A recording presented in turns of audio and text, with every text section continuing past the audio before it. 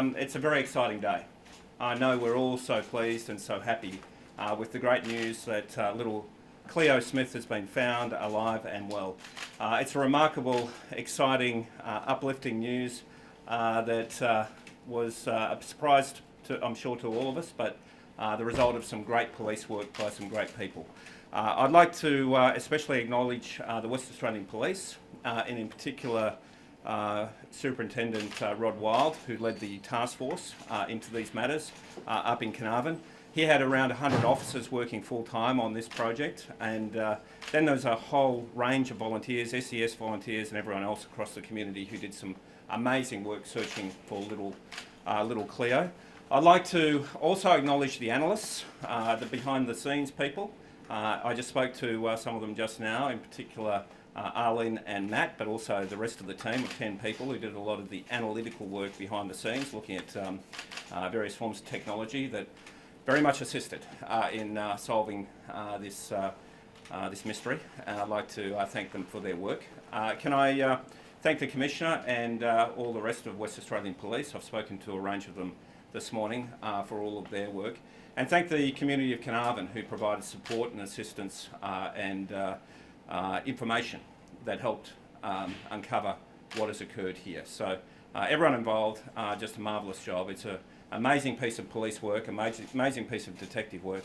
I think this will be looked at by police forces around the nation and indeed around the world as to what can be done if you have the right people and the right way of looking at it, and you do it methodically with determination, which is exactly what has occurred here. So congratulations to West Australian Police. Can I finally also acknowledge Ellie and Jake, Cleo's parents. They've been through a lot over the last 18 days. Terrible trauma, some vicious attacks, and some, no doubt, very, very trying and sad times. So to them, I know all of our thoughts go to them. And we're so pleased that little Cleo has been taken back to them. So it's just an exciting, uplifting, wonderful day, and I'm sure we're very proud. Given that this is going around, can we ask you some questions about this first before we go to the next slide? Did you expect this, Premier? Did you expect this morning? Well, I got a message at 1:38 this morning from the Police Commissioner. I didn't answer it. I was asleep, but I did. I woke up at about 3 and I saw the message. So it was a great piece of news, and he sent me a photo of little Cleo in a hospital bed, sitting there smiling. So it was a wonderful piece of news. So, look, I don't know what to expect in these things. You never know what to expect. You hope for the best, but you prepare for the worst.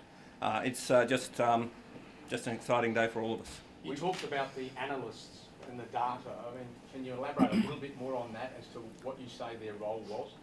Oh, well, they analyse a lot of the phone material, so they do all of that work, and that's a painstaking job because, as you know, there's thousands and thousands of calls and those sorts of things that can be looked at, but they analyse all that sort of thing and all the social media.